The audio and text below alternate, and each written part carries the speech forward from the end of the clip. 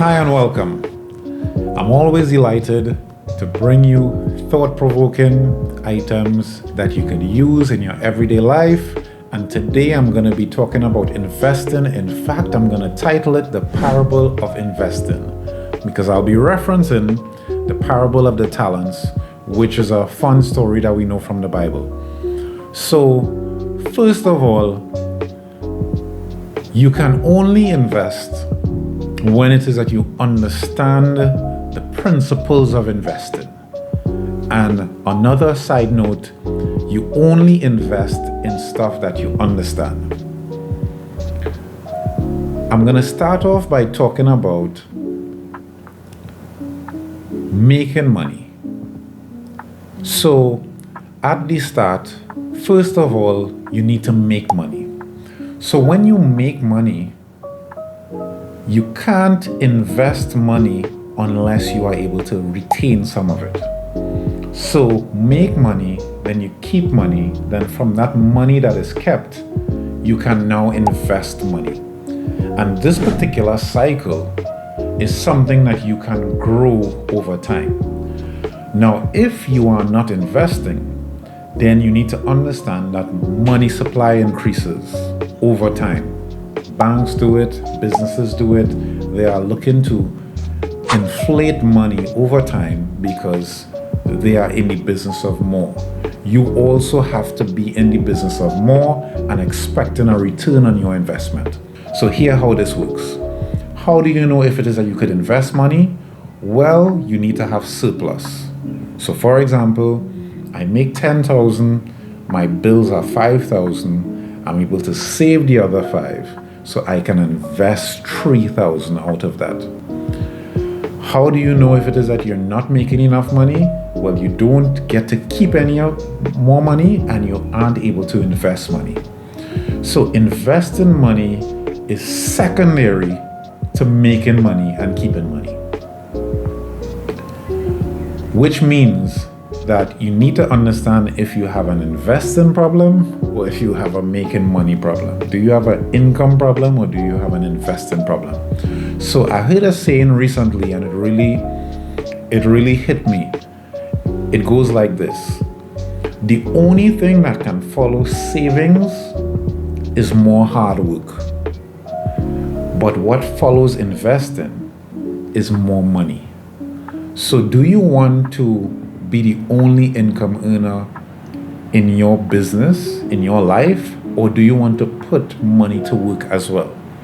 Now, we would all say that we want to put money to work, but the mistake that most people make is that they fantasize about investing before they've actually made the right type of income to enable them to invest.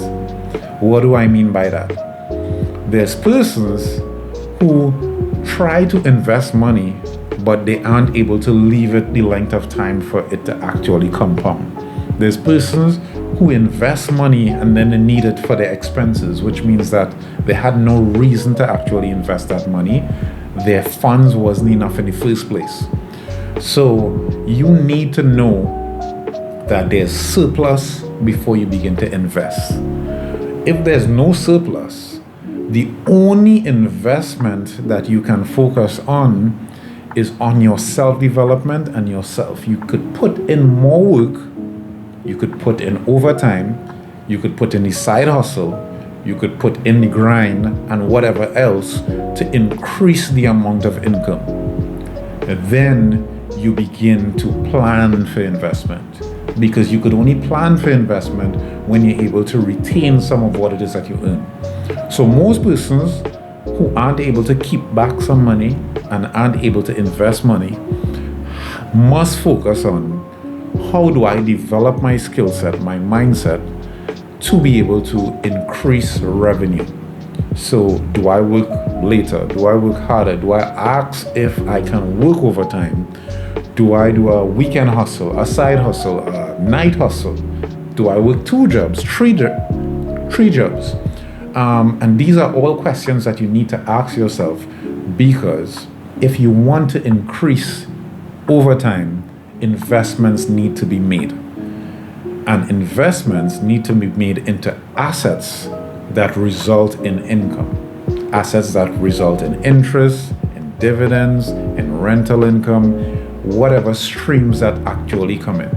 So investing 101 is first look at what it is that you earn, look at how much that you are able to retain, and then look at areas that you're now able to deploy those funds that can generate income and revenue.